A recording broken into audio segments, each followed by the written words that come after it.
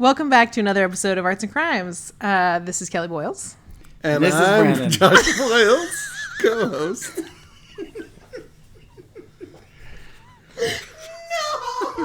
It was extremely effective.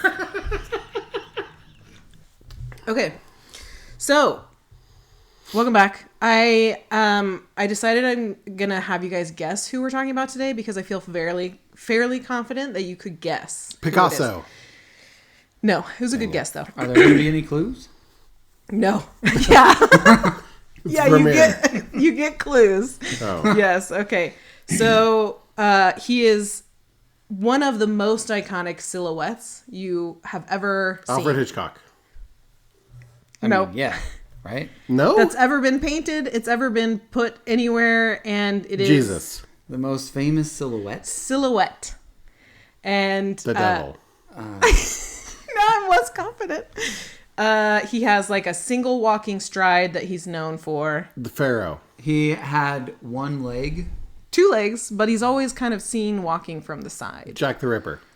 Is he Egyptian? No. Arthur Conan Doyle. I mean Sherlock Think Holmes. a little bit more to our roots in Oregon. Our roots. Sasquatch. Sasquatch. Yeah, there he is. Bigfoot So, people. Yes. yeah. Hey, he's on my shirt. He is. You wore the perfect shirt. All right. For the people that aren't here in this episode recording with The us. studio. The studio. The studio.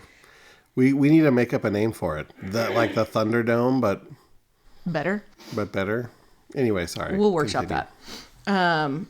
Josh is wearing a Oregon shirt that has like a map of Oregon, and included on it is a little Sasquatch. So it's perfect.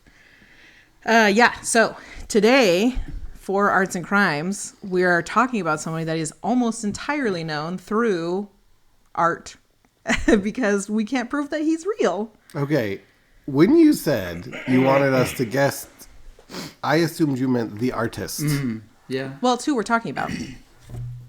But Sasquatch, as far as I know, is not an artist. No. Yeah, but you also guessed the devil. I was thrown because Alfred Hitchcock was so perfect. That's true. But I guessed Jesus first, to be fair. So you had some really good guesses. And I was a little sad that I made the episode about Sasquatch. because you're like, these are all you write this down. Let's do one about the devil. He's in so much art and crime. And Jesus was accused of crimes. He was. Yeah. Alfred Hitchcock's made movies about crime. What else did I say? Jack the Ripper. Yeah. Sherlock Holmes. These are all good. Yeah, these are geniuses. Geniuses? You're the genius. Yeah. These are genius. But what's great about Bigfoot and why he counts, for a couple of reasons. One, it's because it's my podcast. I can do what I want. Yeah, it's your party. I can, 2, You can Sasquatch. Two. Harry and the Hendersons. No. That is a work of art, though. 2 is like truly, he's a legend and he is widely believed to be real, but we don't have any actual proof. So it really is through like art that either he has been created and exists because he's a hoax by everybody, or the only way we really know him is through the various mediums of art. Like one of the first like big evidences is that video I'll talk about in a little bit, and you know, that silhouette that he always has in all of his like bumper stickers, and you know, I'm sure he's making that same walking stride on your shirt. Correct. Yes. Yeah. So Okay, I'm going to have a little break that you can cut out or move around, but I wanted to tell Brandon about this.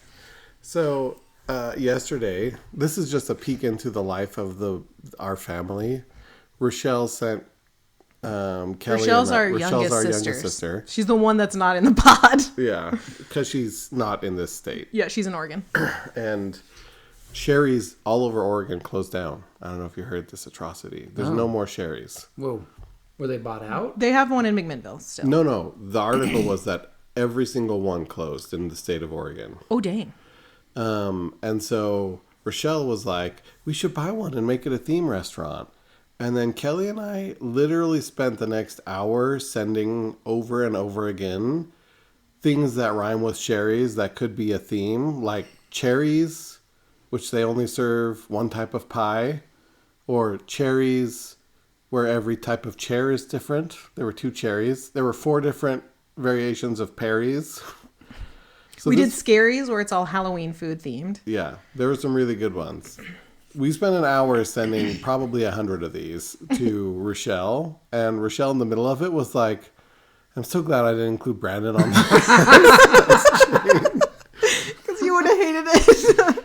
But I was having a lot of fun. But that, like, when you were workshopping it later, I was like, oh yeah, we will. Why are we so weird? It's, it's a beautiful thing. Yeah. I don't ask questions. We just make podcasts. Yeah, anyway, I just thought it was so funny. I don't know why I wanted to tell you that during the podcast, but I was like, I don't know. I thought it was funny. It is funny. It's great. It doesn't have anything to do with anything. Sorry. Back now to Sasquatch. we're connecting with the listeners. Like we're buddies. Our family is very funny, and we're from Oregon, and so is Sasquatch. Yeah. And we don't know if Sasquatch is funny because, we don't have We haven't met him yet. a podcast episode. If I do ever meet him, though, I'll invite him to the pod. Yeah. For sure. He can take over my guest host spot. No, I couldn't do that. So let's get into it, because I thoroughly enjoyed doing research for this, and it turns out that there's sort of a dichotomy of who Sasquatch is to everybody, whether he's a good guy or a bad guy. But first, I kind of want to go over some basic intros in case there's anybody listening that isn't a big fan of Sasquatch or Bigfoot and doesn't know a lot about him. So I looked up a bunch of his aliases. So obviously Bigfoot, Sasquatch, those are 2 top tier names for him.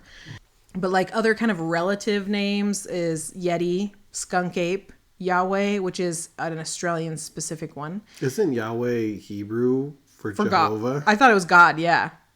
But maybe I'm just saying it very like God-ish.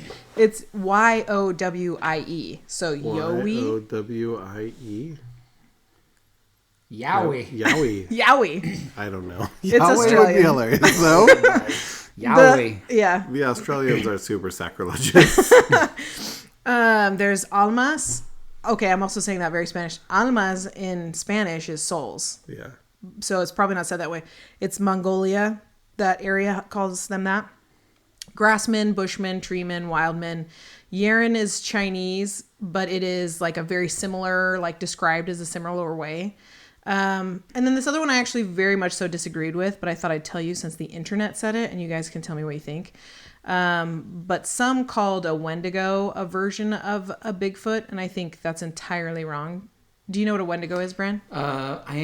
I know I've heard the term, and I think it's Native American. It right? comes from Native American legends. Yeah. But isn't it like a spirit or something?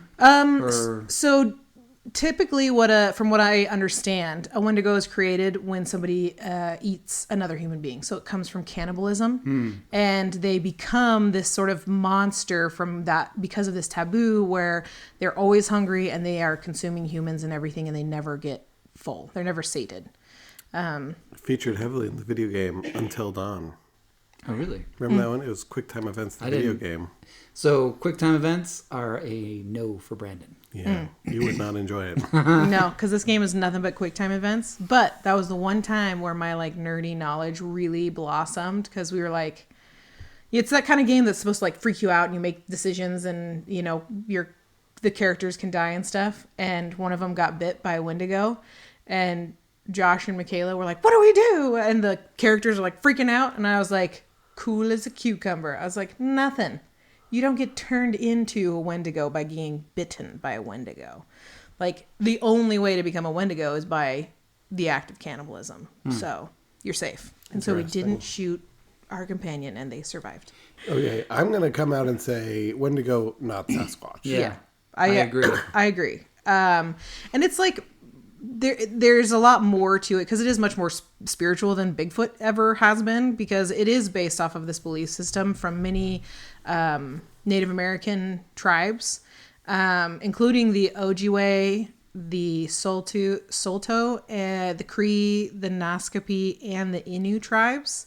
And it's much more about like teaching people to respect life and community and that kind of stuff. And so that's where its base comes from, where Bigfoot, as we learn, doesn't necessarily have the spiritual backing that a Wendigo has. Okay, so go ahead. So my question was going to be, a whole bunch of different countries have a whole bunch of different terms, but that we're accepting that they're speaking about the same creature. Yeah, and that's kind of why those ones were on the list more or less, except the Wendigo one I didn't agree. So my question is, like, in America, you talked about this famous silhouette, but that's sort of a Western thing, right? Like,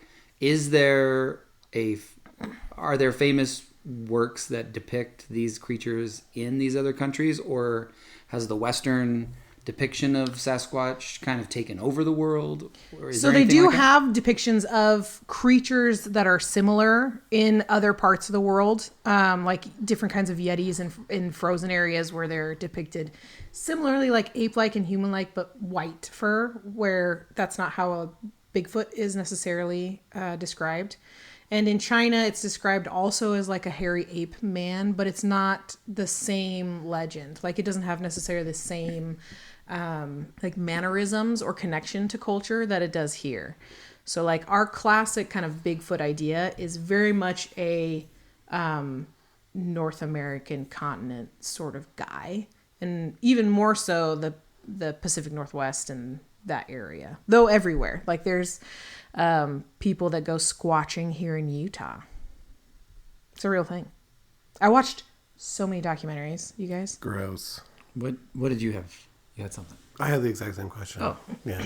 So it's perfect. So, but there are like ancient legends that go along with it. So, and they've been sort of weaved throughout lots of different cultures, like you were saying. But on the Tool River in the Tool River Indian Reservation, there are petroglyphs that were created by a tribe of Yakuts at a site called Painted Rock. And this is all alleged by Kathy Mouskowitz. No, that's... The Mouskowitz? She's related to Fievel? Fievel goes west. Muskowitz. It's Moskowitz. Yeah, Muskowitz. Moskowitz. Yeah, we heard you the first time. Kathy Muskowitz Stain. So she's an author of a book from 2008 that's titled Giants, Cannibals, Monsters, Bigfoot in Native Culture. I mean, I added that kind of intonation, but that's what I feel like it should be said with. But these petroglyphs, which are estimated to be about 1,000 years old, they think that it depicts a family of Bigfoots, the largest one being called Hairy Man.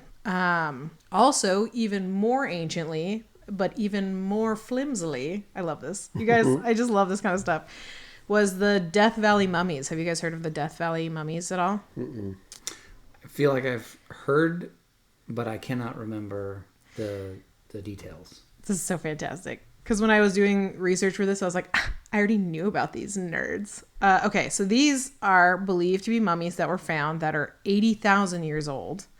And they potentially are ancient relatives of Sasquatch. Among other things they could potentially be. But there was a guy that found a cave, and he said that he found mummies in it that were 9 feet tall. They were flat-footed, they wore loose jackets, and there was symbols. There's 2 kinds of symbols that he found. First, there were symbols that were very similar to those used by the Masonic order. And then there was hieroglyphs, wait for it, that resembled those of the lost city of Atlantis. Wow. Yeah. An 80,000-year-old jacket? Yeah, well, that's what they said. It could be that they were depicted that way, maybe in... Because here's the kicker. Okay. Is the 2 explorers who allegedly found these caves maybe never existed because they could never be found again. They mysteriously disappeared without indicating where the caves were. And when archaeologists tried to ask them before they disappeared where the caves were and if they could meet up, they were very elusive. Nobody ever found the caves again, and nobody ever found these guys again. Well, I mean, they found messianic symbols, so clearly the Illuminati got to them. Mm-hmm. Yeah. Removed them. Yeah, obviously. Like, clearly that's why this is a pervasive piece of evidence for something. That everyone believes. So the discoverers of these mummies, they're the ones who estimated the 80,000 year age? Archaeologists never actually got there. Oh, okay. So these guys showed up. They saw some 9 foot tall people. Yeah. They licked them or whatever and said, tastes like 80,000 years. Yeah, exactly. And And it is still listed on so many sites as like evidences for different things. That is super compelling evidence. Yeah, crazy compelling. So far we're doing great. Yeah. There's a couple other like incidences, right? So there was also this is much more recent and much better documented. In 1924, there was what's called the Ape Canyon incident. And so we're sort of building evidences that have sort of, lit this fire that is Bigfoot really quick before I get to the crimes that he maybe committed. Oh, man. Because he's a wanted criminal or a wanted legend. I hope he feels so cool. Somewhere there's some Bigfoot that was like, yeah. Wearing a leather jacket. Yeah. That's 80,000 years old. 80,000-year-old loose jacket. Anyways, okay, so in 1924, this Ape Canyon, what's been known as the Ape Canyon incident. So this is July 12th. There was a group of miners in a remote cabin at Mount St. Helens that claimed they were terrorized by a group of ape men. And the Eugene, Oregon papers wrote specifically in quotes, they're like, the stuff they're running down from Canada must be getting stronger, because nobody believed what these miners were saying. But they came back and they were like, look, there was 8 men bombarding our cabin with stones all night. We fired back with our guns. We maybe hit one. The assailants were 7 to 9 feet tall. They were hairy. They had like an underbite and large brows. And so in the morning, the rangers came and they did, in fact, find stones all around the cabin. And they found 14-inch long footprints around the cabin. But the rangers immediately dismissed this as like, you guys could have just put all that there pretty easily. Sure. And it didn't help that later it was exposed that the group had been telling these sorts of stories for the last 5 years without any kind of evidence. So it wasn't really taken seriously by most people, except many Oregonians came out of the woodwork that like live in the woods and were like, no, man, we've seen these ape-like creatures. They're real. Here's more stories. And stories kept building on stories. And it sort of solidified this idea of a Bigfoot, ape man, or sometimes coined mountain devil at that time, that lived in the Pacific Northwest. And you said it wasn't the devil. I was wrong. And then not very shortly, but like however many years math is, in 1958, there was a story in the Humboldt Times about large footprints that were found in the northwest of the United States. So this was kind of like, not that far after the Ape Canyon incident. And what happened was in 1958, Jerry Crew, he was a bulldozer operator for a logging company in Humboldt. J. Crew. Yes, the original J. Crew. Also, the first time I read about this, I got confused because I was like, Jerry's Crew, but his name is Jerry Crew. Okay. And he had a crew of men with him. That were all named Jerry. Yes. Okay. No. So if they make a movie about this story, that also plays into a musical really well, right? Because Jerry's Crew could be singing about how they're Jerry Crew's crew. Yeah. It all fits perfectly. And there will be 2 main characters, the first named Jerry and the second named Crew. So that no one's confused ever. Yeah. And Terry Crews will play Crew. I apologize. So here's what they discovered. At their logging site, this is in California, they discovered a set of large 16-inch human-like footprints sunk very deep in the mud in the Six Rivers National Forest. So he told his coworkers, and the coworkers were like, we've seen them too. And notably, a 450-pound oil drum was moved sans explosion. So it was carefully picked up and moved, but not by any equipment, and it didn't explode. And they were like, well, it was some Bigfoot thing. And so they started calling it Bigfoot, and the rest of the crew was like, we've seen it. And other parts of the crew were like, that's definitely a prank. That can't be real. But other people were talking about how they also saw these big footprints, and so they reported to the Humboldt Times newspaper, where it was more or less officially coined the term Bigfoot, or at least became it sort of caught on, so much so that like the New York Times, the Los Angeles Times, they all picked up on this story, and there was even people that went and made plaster casts of the footprints, which if you are a squatcher by any means, you know that plaster footprints are one of their favorite forms of evidence. Watching these documentaries, there was people with just like hundreds of casts of gigantic feet in their house, which like, I mean, that's a choice, but that happened. However, in 2002, this stuck around for a long time, but in 2002, family members of Jerry Crew's group admitted Jerry Crew's crew admitted that it was all a hoax, and that they like showed these big wooden footprints that they had used at the time. But that didn't stop it from really catching fire, and people really wanted to prove that these creatures existed and lived in the woods and that kind of stuff. So a few years later, in 1967, this is where we get the Patterson-Gimlin film. Big footage, as we discussed. Yeah, he takes a couple steps. He looks over his shoulder or something. Yeah, right? exactly. And he goes, and like, Tim the Toolman Taylor. Exactly. That's a reference that is now so old. It's very old. There'll be like two people that might get it. Yeah. So there were some guys that wanted to find evidence that Bigfoot was really there. And they went out to like a logging area because he's kind of known for messing up logging stuff. It's just a hobby he has. Yeah, he's a real eco warrior. Yeah. And the film is 59.5 seconds long, and people have combed over it. They've stabilized it. They've analyzed it, and truthfully, they use this video as like evidence both for and against Sasquatch. So he's just taking a stride, or she. I don't know what it is in the film. But it's just like walking across a little river, and then has that one like look back with the arm behind, and it is sort of the standard for what the silhouette looks like. If you imagine the silhouette of Bigfoot, that's kind of the stance that. I like that. That's like the what's Zoolander's Blue Steel. Yeah, that's the Bigfoot. Bigfoot, do your thing, and he goes, puts one hand behind him and looks over his shoulder, and everybody goes wild. Yeah, it's exactly it.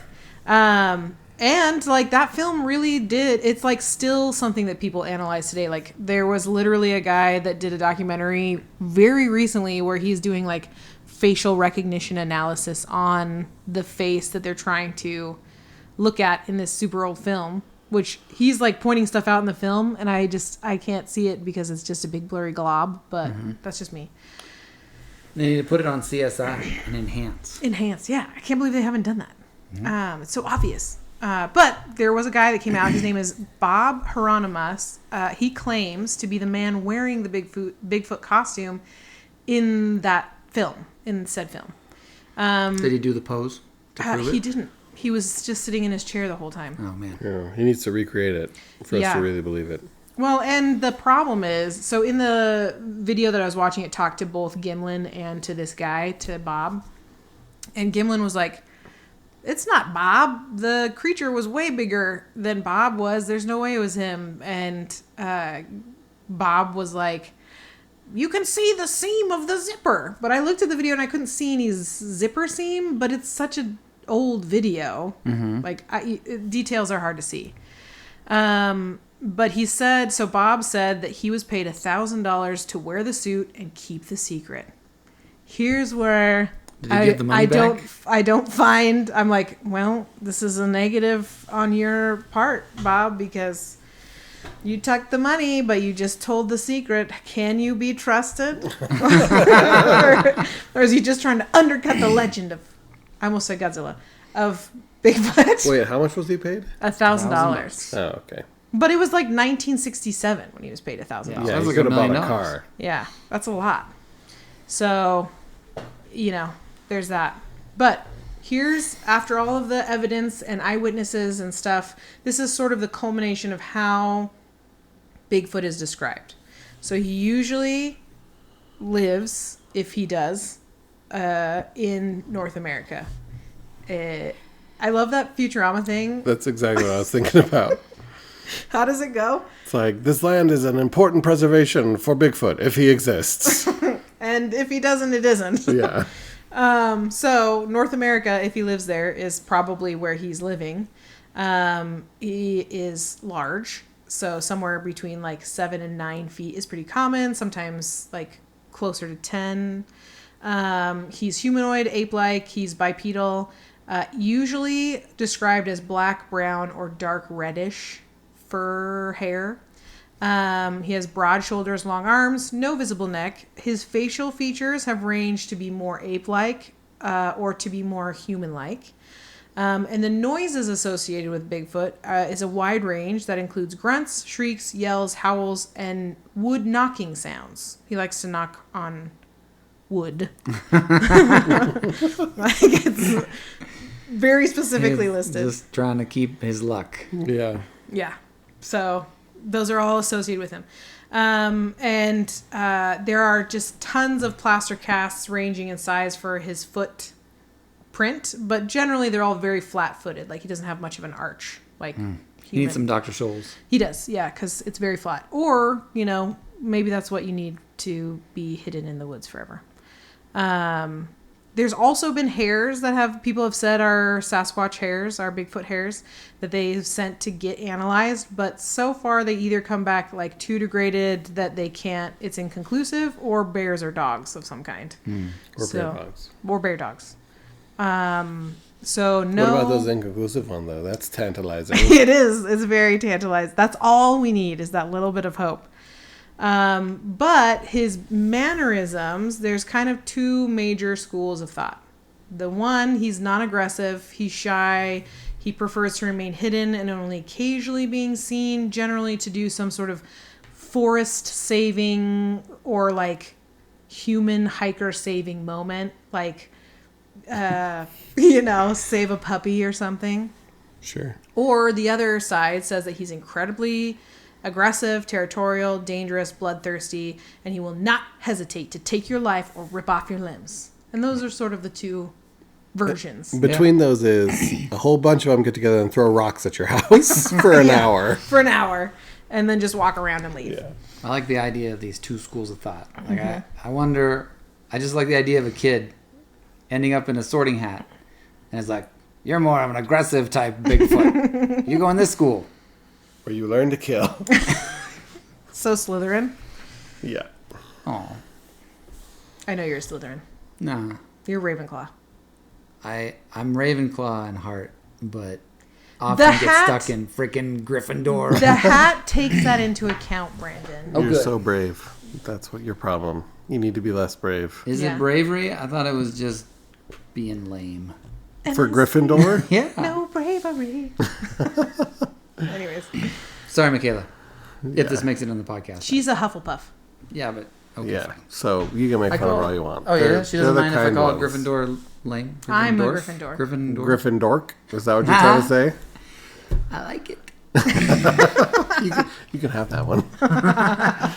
Use it anytime. Yeah. Whip out that big burn at the next Harry Potter convention. Shut up, you Gryffindor. Ravenclaw forever. Okay. You mean Ravenclad? Ah, dang it. You pulled it right back on me. Yeah. So, those are the two schools of thought and the four houses of Harry Potter. For our fan fiction where Sasquatch goes to Hogwarts. Probably Hagrid's related. Ah, but you're right. That's where he's tall and extra hairy. Yeah, he is. He's like a well-groomed Bigfoot. Yeah. Aw. He's got to shave his entire face. Like, Some Bigfoots have very humanoid faces. He wouldn't necessarily have to do a lot. So, since we're talking about Hagrid and he's so nice, let's start with the positives. Okay. So, here's a couple really quick positive things that I found. Okay, here's what's great. Is I read so many, like, accounts, like online accounts from Squatcher sites and that kind of stuff, that I feel a little bit like a crazy person. Like I could have a board with red strings and I'm like, he's real. How can so many people be talking about him? But it's anyways. Don't worry about it. You sound super sane. I do. You're doing great. Yeah. because there's just a ton of stories of him like saving lost hikers and helping kids, and like even one where like he picked up a kid and brought it to a road and left it there so it could be found by humans, like it knew to do that. So instead I just picked one story because I'm really only doing like 1.5 where he's a criminal, so we're just doing one where he saves his guy. So we're going to talk about Bill from Toledo, Ohio. And there's a YouTube video of somebody else telling Bill's story. So I feel fine telling it. Okay. So here it is. Okay. Anyways, he grew up in Ohio, but he was in Arkansas helping his aunt. And she had like 50 acres of farmland. And if you know anything about Sasquatch, they love farmland. Or not farmland, but like open lands. Okay. So I thought they loved the woods. Yeah. Foresty. That's what I the meant. Opposite of open lands. Yeah. She has 50 acres. I wrote farm, but that's entirely wrong. It's just acres of woods. Okay. So yes, you're right. Sasquatch absolutely loves wide open spaces for him to bound in and out of blurry images. Yes. And so this Bill, he was younger, and so he went to go help his aunt on her woodland area and decided to go... woodland area. Because you really were wanting to call it a farm. And then you're like, wait, it's not a farm. It's not a farm. On her tracts of land that are covered in woods. It's got huge tracts of land. What is that from? That's from Monty Python. Classy. We're doing great. Anyways, so they're looking around. He's like hiking around and he sees a bunch of guys, loggers, and there's a bunch of logging happening in this area. Oh no. We learned earlier that Bigfoot hates that. Yeah, he's messing with that all the time. He's like, I knock on that stuff. You gotta leave it there. For me to knock on. What else am I gonna do? And so the boy, Bill, decided he was going to go talk to these guys, and so he backed up and bumped into a tree and looked up in the tree and noticed a deer hanging from like 8 feet up in the tree, and it had its neck twisted around a bunch of times. Oh, that seems gross. You laughing? I'm sorry. I just think it's not even funny. But you said this Bill boy, and I was like, Bill Boy Baggins in my head, and then I just started smiling so big, and I was like, "This is just going downhill. I can't control it." All right. Okay, so Bill Boy Baggins. Bill Boy Baggins saw a deer with its head nearly twisted off. Yeah, that was the hilariously. I couldn't even understand what you were saying. I really thought you were laughing because that she was bringing back the deer. With like running joke. Another episode. I found this and he was like, there was a deer, and there's like, the deer matters. This is why it gets mentioned, and I was like, Josh is gonna love this. So the deer is in the tree, very dead, and he's like, whoa, and like noted that it's this very particular type of deer, I guess. But then he goes down and he What type of deer? It had a silver tail. A white-tailed deer? Yeah, sure. Is that what it's called? I don't know. I mean, there are white-tailed deers, right? Yeah, sure. I don't know things. I like that you're like, it's a particular type of deer. It doesn't matter what type. Stop asking questions. It's just a deer, okay? It's a deer. They all look like deers to me. Bambi's mom. Yeah. Well, it could have been because she's dead, and so was this deer. Yeah. So he decides that he's going to go talk to these the loggers, and so they get down there and they start chatting away, and the loggers explain to him that they have sort of been sabotaged a few times. This really big heavy equipment, like this big huge chain, that they're like, we can't move this, but it's been ripped apart 3 separate times.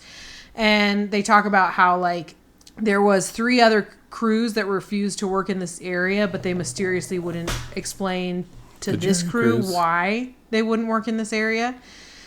And then the loggers were like, yeah, and we saw like this deer the other day and we caught it and then we killed it and we moved it to the side because we were going to like take it home and eat it. But then we came back and the deer was gone.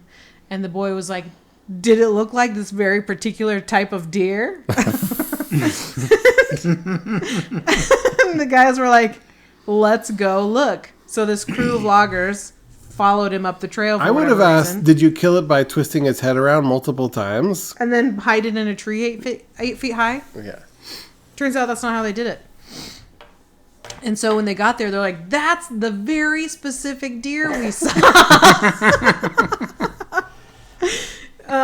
And so the kid was like, that's wild. Who would have done that? And they're like, we don't know. We're not going to say.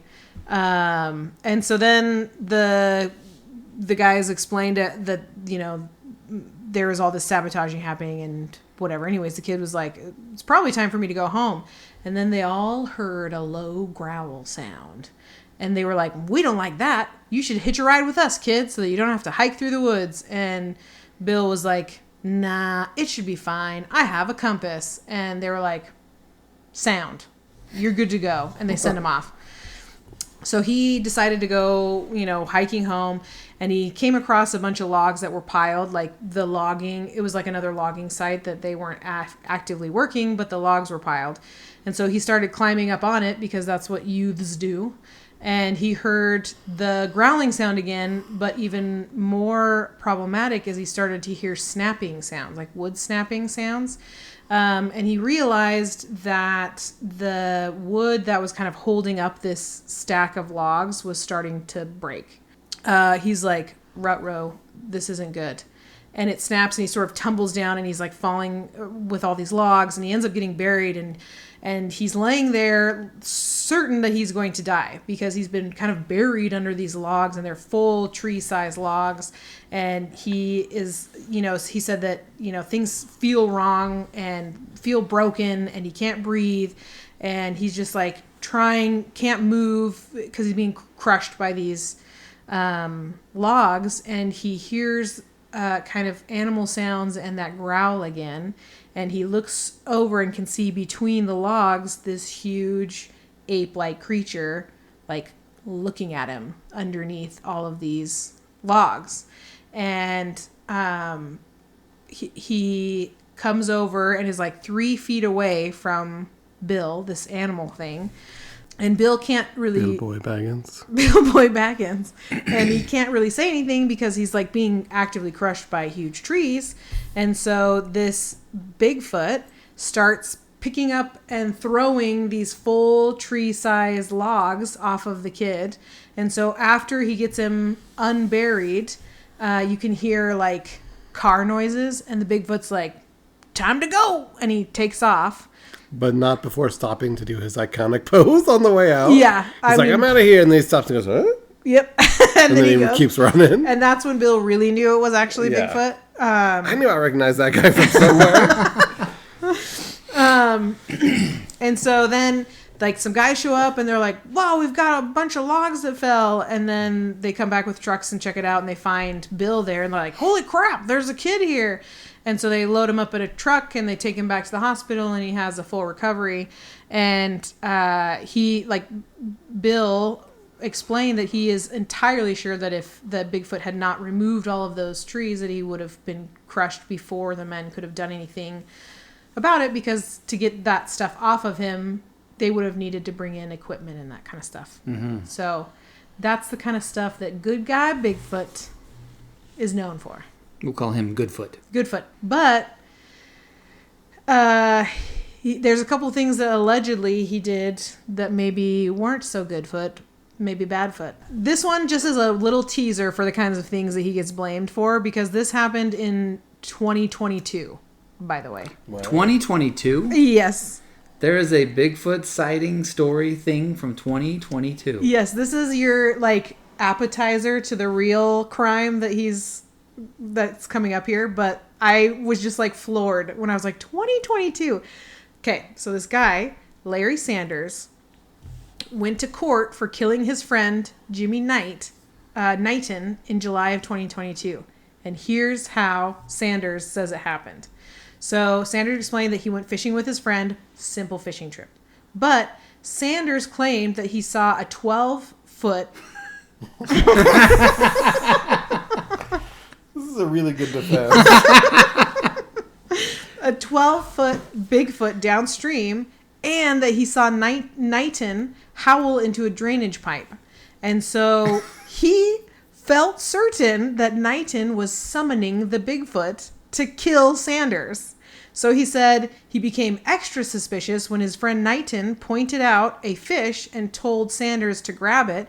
And Sanders kept saying, I don't want to grab it. And Knighton kept telling him to grab it. And so Sanders thought for sure that Knighton had not only summoned the Bigfoot, but was trying to trick Sanders so that he could knock him unconscious and send him down the river so that Bigfoot could eat him. Turn into a Wendigo. Yeah, which would be. But he's not. And what also didn't happen was nobody killed anybody in the actual fishing trip. They got back from the fishing trip, and Sanders started a fight with Knighton and then ended up choking him to death. So the whole story about Bigfoot had nothing to do. No. And he was found guilty for killing his friend. Turns out Bigfoot did not do it. Well, that's not really a bad Bigfoot. No, but I mean, it was a crime he was blamed for. Okay. So It was a crime he was blamed for creating motivation for somebody to do. He was not blamed for having anybody died or anything like that, or killing anybody. yeah, it's a very complex. He was blamed for being summoned by a guy who would later get killed by another guy who thought that he was summoning him. Yeah. Yeah. Also, can you imagine the ability to summon a Bigfoot? If such ability exists, this podcast is over. Let's go find Bigfoot. Let's summon him. That would be an amazing episode if we went out squatching and like brought our mics. Well, I'll make it happen. That would be amazing because why? Like if Bigfoot shows up, we'll be like, guys, you wouldn't believe it. Bigfoot's right here with us. Bigfoot, say a few words, and Bigfoot will be like,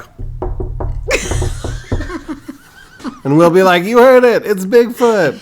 He's amazing. He's tall. He's hairy. He does this thing with his arm behind his back. And then in 30 years, you can be like, she paid us $1,000. Yeah. I was the one knocking on the wood, not Bigfoot. Oh, man. You're going to love this one then. Okay. Because here it is. There is a lot of stuff on the internet that I would have had to pay to read. So I didn't. So a lot of this comes from a Hulu documentary. This is the best research that conspiracy theory forums can buy. Yeah, they're really good. So if you want to watch the whole documentary, it is a Hulu documentary called Sasquatch. But I did find like other articles online that mentioned this stuff, and I read through them, and like the information all matches up. So this like really happened as far as the information I'm about to divulge. So hold on to your butts. Okay. Okay, so this is the journalist kind of behind the main thing is David Holthouse. And I think I'm going to generally call him David because Holthouse, for whatever reason, is harder for me to say. So he was working in an area in California called the Emerald Triangle. So this includes Trinity, Humboldt, and Mendocino. And it is a very big drug growing area in California. So weed grows like crazy there, like really, really well, because it's in this like big, open, very remote, hard to get to area with like really lush ground for it to grow on. And so in this Sky Rock area of the Emerald Triangle in 1993, the journalist David was at one of the houses there, the farms for growing, and two guys came rushing in, freaking out, because they had gone to the farm and they had said it was attacked by a Bigfoot. And it didn't seem that crazy because there was a ton of sightings of Bigfoots in this area. Everybody was talking about Bigfoots in this area. And what I loved is they cut to like Bigfoot specialists in the documentary. And they're like, Bigfoot loves it up there. He loves it. He'll go up to those 10-foot tall marijuana plants and snap off the end and eat it. Nobody else can reach 10 feet up and get those. It's got to be Bigfoot. He loves those. And it's just such a great documentary. Anyways, so known Bigfoot area, known Bigfoot sightings. So these guys came in and they were like, 3 guys just got murdered at the farm, and we know it wasn't a hit. We know it was Bigfoot because all of their limbs are torn off, and none of the drugs are taken. It's just like destroyed, but nobody took any drugs. Somebody was taking some drugs. You might be onto something. So, and when they got there, it was like real conviction. They wanted to like rally the troops and go down there and find themselves a Bigfoot. And so they don't, because everybody's terrified of a Bigfoot and probably also on drugs. And so, this kind of gets forgotten for a while. And then David, many, many years later, decides that he wants to know if that actually happened. Like what actually happened in that area that night, because 3 men lost their lives and he has no idea what actually happened to them, and he's a journalist, darn it, he's got to figure things out. That's his job. So he calls the police, he calls for local reports, news, all that kind of stuff, and nobody has anything about it. And so what he decides to do is he calls a private eye to look into things, and he hires this private eye, and this private eye hooks him up with a man known as Razor. And Razor... Hold on, did he call a private eye to be like, listen, Bigfoot? I think he ripped some people to shreds. I need your help, private eye man. And the private eye said, You're good at tailing people, right? What about hairy people? Or people with a tail. Oh, zing. Okay. So what the private eye does find is a guy called Razor and gets him in contact with David. And so David, like a good journalist, doesn't want to feed information to Razor. So he asks him if he knows anything about anybody killed by Sasquatch. And he doesn't give him a time frame or how many. And Razor immediately goes back like, oh yeah, those 3 guys that were killed by Sasquatch in 93. So David's like, whoa, that's a lead, man. I like that the not leading question was, did you know about anybody who was killed by Sasquatch? Yeah. That's exactly what I was thinking, but I lacked the brain power to create a sentence that said it. Well, I mean, the rest of the information lined up to what he wanted perfectly. But there's a snafu. The private detective, very shortly after creating this meetup, messages David and was like, I'm out of this. It's too dangerous and I've got a family to think about. I'm not doing anything. And you're like, well, whoa. It got real serious. But David, he doesn't back down from a challenge. He wouldn't. No, of course not. It's Sasquatch. He went to somebody else and said, have you heard about Sasquatch? And they're like, in 93. And he's like, proof! Corroborating legend that's well known in this area? Yes. That's the one. Corroborated. So he continues to speak to different farmers in the area. One guy whose name was Ghost Dance, which I loved. And he didn't really believe in a Sasquatch because he has heard of lots of murderings happening in this area. And the Spy Rock in particular it's a not uncommon thing because it's way out in the middle of nowhere. There's turf wars. Lots of people are trying to kind of control this really desirable weed growing area. And so David is trying to find this evidence to kind of corroborate, and he's talking to these other farmers, and he is able to talk to them about the original people that came and was like, Bigfoot killed these guys and we got to go rally the troops. And it turns out that they were on a lot of meth. It's like a M. Night Shyamalan twist right there. Yeah, goodness. Nobody saw it coming. And he was like, oh no. But he's like, well, I mean, I should still keep digging. It seems less likely that it was an actual Bigfoot, but I should still keep digging just in case. Then it gets even better. He finds out that there's a lot of very active gangs and nefarious individuals in the area. And there were some rumors that it was like one of those guys said something about someone else's daughter. And so instead of it being a hit, they, for the drugs, they went to go pay him back and don't talk about this guy's daughter. So is there a chance that there was a misunderstanding and it wasn't Bigfoot that tore up those people, but it was the Foot Clan? Oh, Oh, Ninja Turtles, right? Yeah. that's Zane. a deep cut. No, even better. But you're on the right track with misunderstanding, because one of the leaders of the gang, he had given himself a legendary name, and he called himself Bigfoot. Bigfoot. And This gets dumber and dumber every time. it's so bad. They're like, Bigfoot did it. And they're like, actually, they were all on meth. And Yeah. Bigfoot is the name of a dude. The name of a guy. And so then the journalist is like, when I sit down and I think, did I hear them say Bigfoot killed 3 guys, or did I hear them say a Bigfoot? Because I was also on a lot of drugs. And I just loved it so much. So, here's what I can conclusively say. There were Bigfoot, drugs involved. there was drugs involved for sure.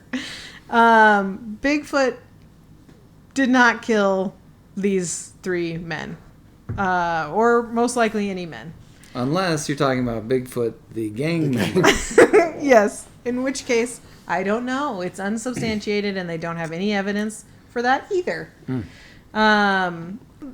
What we really know about Bigfoot is Hold on. Are we talking now about the... actual Bigfoot, Well, not... it's Goodfoot. Yeah, Goodfoot. Yeah, I only know that I know nothing. And that's what we know about Sasquatch, is really we know nothing. Because we don't have anything but his fantastic silhouette, his, like, plaster molds that could be nothing, and a movie that could be a hoax, and all of these other things that are possibly hoaxes, hoaxi, hoaxin. But he's still like there's still active sightings. There's still like people genuinely saying that he's a motivation behind their murders, apparently. So yeah. Is he a criminal? No. Would it be criminal if we could never find a Sasquatch? Also no. Oh. I expected you to say yes. I know, but I think I'd be fine with it if we never did. Keep that ambiguity. Keep some of the magic in the world. Yeah, yeah. And like also, if the only way that I feel like we could convince everybody is if we got rid of all of his potential habitat. And we need all that. Well, not if we found him. Yeah. Oh, so I did watch a bunch of scientists talking about it, like legit scientists, or they say they're legit scientists on the internet at least. And they were like, how many black bear corpses have you come across? None. So why can you say that Bigfoot isn't real even though we haven't come across one of his corpses? Maybe because we see black bears. Brandon, you're saying the things that the internet is also saying. And I'm just telling you. Never seen a dead black bear. How do you know they're real?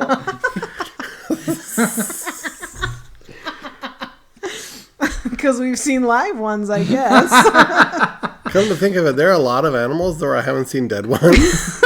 How do I know those are real? It's true. I've never seen a dead giraffe. I haven't either. Not in real life. And those could be hoaxes. Yeah. So Them mysterious. giraffes in the zoos are illusions. Michael. Show me a dead giraffe. Then I'll believe it. But like, if to like continue to play devil's advocate, just because I adore Bigfoot, like I know that the ocean is not the woods. And we know a lot less about the ocean than we do the woods. But there are so many creatures that we're still discovering that we didn't know existed for hundreds and hundreds of years in the oceans. So, you know. So you're positing that Bigfoot is aquatic, is what I'm hearing. You know what, though? This is something I can't believe I didn't tell you earlier, that some people believe he has teleporting abilities. Why did aquatic remind you of that? Because you're saying, like, I don't know, he's evasive and maybe he hid in the water or something. But just, there's things that we don't know about Bigfoot because we can't study them. Yeah.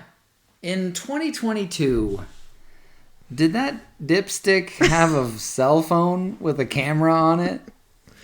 I don't think he actually saw a 12-foot. Because, to be honest, 12-foot is a little outrageous. Yeah. He's reported as It 9 was foot. at most limit. a 9-foot Bigfoot. Exactly. So, like, clearly, I mean, you could literally at court be like, 12 foot, sir. And the jury would be like, guilty. Disregard the witnesses' statement that 12 feet. We all know Bigfoot's 9 feet tall at best. This is a court of law, sir. 7 and 9. So yeah, there's the arts and the crimes for the day. And I hope you enjoyed it. I did. I just adore the majesty and the mystery of... And the scent. No, actually, he's deep, described of having a really bad scent. Musky scent that fills your nostrils. It does fill your nostrils, from what I'm told. Burns. Yeah. I knew that already because I watched Henry and the Hendersons. I think that's straight gasoline. Yes, you said one of his names was like Skunk Ape or Skunk whatever. Ape, I yeah. figured he didn't smell good. I was Correct. being, Smart. bringing some levity. Yeah. To a very serious subject. I appreciate that. This was a very serious episode, and I apologize for that. Yeah. Okay.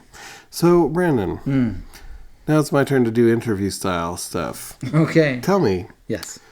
on a scale of 1 to 100, 100 being I 100% believe in Bigfoot, Oh, no. and 0 being I 0% believe in Bigfoot, Uh-huh. where would you put your belief in Bigfoot? With no disrespect meant to Mr. Goodfoot or Kelly, I would put it at about a 1%. There's still a faint glimmer of hope, but you're like, I don't. Well, what it is I'm pretty certain no Bigfoot. But if somebody ever like shows up with Bigfoot, I'll be like, well, I did leave that 1% there. I wasn't 100%. What about you, Josh? What percent? What percent? 0.5%.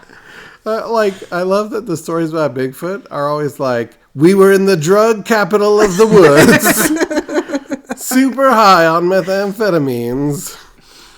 Yeah. Like, isn't it? And or like the guys that were super drunk and they worked at a logging thing. Mm-hmm. Also, I love that one of them was like, "Oh, he moved a barrel." Oh no! Well, Proof positive. so with Bill Boy Baggins, Baggins. yeah, Bill Boy Baggins' story. So being saved by Bigfoot, I'm sure it was a very compelling experience for him. But the very beginning of the story, when you were talking about the story, and this young kid walks into a logging camp, and they start telling him, "Oh, there's been some sabotage, and these chains have been broken." Like, I was just thinking, like, what adult men don't see a boy walking in the woods and take the time to like mess with him? Yeah. You know, so like that just sounds like somebody making up crap to like. Or like either to mess with him or to like completely disregard him. Like, why is there a kid in the woods in an active logging site? So, I don't know. It's weird, and people have experiences, and it's very, very real for them, and I don't want them to feel, like made fun of or whatever. Like when it's really real for you, it's. Yeah. It's something, but I find it unlikely. Yeah. That Mr. Foot. I'm trying to decide what my percent is. And I feel pretty good at like a solid 2. Oh, Like I really I adore him, but I don't have any real conviction. oh man! If you had asked me what I thought your percentage was, Yeah. I'd be like 20%. Oh, I would have given you a 20. I do come off as a believer, don't I? Are you flattered by that? You think I'm delusional, do you? I'm an idiot. No, Yeah. I think that you're a little bit more of a dreamer, a little bit more ready to. I mean, I'm a accept full that. percent more than you, and a percent and a things. half more than Josh. Yeah, that's true. That's true. So I'm definitely a dreamer. And I love the idea of him so much that I just hope, that little bit more that he's there. You just want to meet him one day. I would love it. I definitely a bucket list item for me is to go squatching. And I think why it remains a bucket list thing for me is because I have zero fear that I will actually run into a Bigfoot. Okay, but remember how half of the Bigfoots potentially are murderous, vile beings? Mm-hmm. I think it's less than half, right? Well, are all the Squatchers out there like, there's a coin flip? Are we going to run to the nice Bigfoot, the Gryffindor Bigfoot, or the Slytherin Bigfoot? I think that they go prepared to, they're being smart about it, right? They go making sure they're not being aggressive or invasive in their territory. A bunch of them wear like helmets, which I'm sure will protect you from a full tree being thrown at you. Yeah. Or something that can twist your neck multiple times. That just gives it better grip. Yeah. The helmet's the wrong move. It's tucked on, It's a helmet that's on a gimbal. So it just spins. When they try to break your neck. I love the idea of Bigfoot just being like, what? Like, he goes, like, doing the spins, and then he goes, wait a second. I really enjoy the BuzzFeed with, like, Shane and Ryan. They do like haunted houses and unsolved mysteries. They have a different website now, but I watched this as the BuzzFeed, and they went squatching. And Shane is much like Brandon, where he has, and you too, Josh, as appears.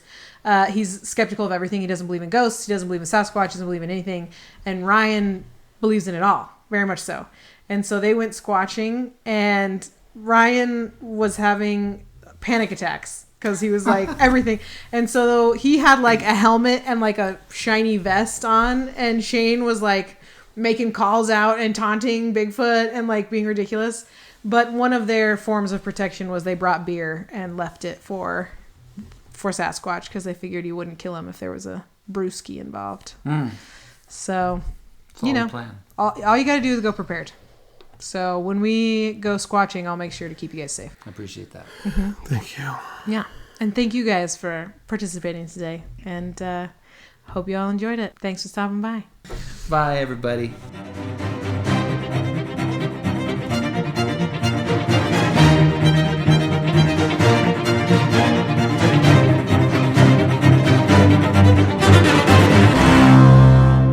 Oh, right. Sorry. Oh, yeah. The Oroco co-host. Rococo host. Wow. Yeah. Somebody Why'd you recommended move that closer joke. to you? And this is... We were going to do it at the same I thought it time. was a failure. I didn't think we were No, doing I thought it this was is a Brandon, by the rousing way. success.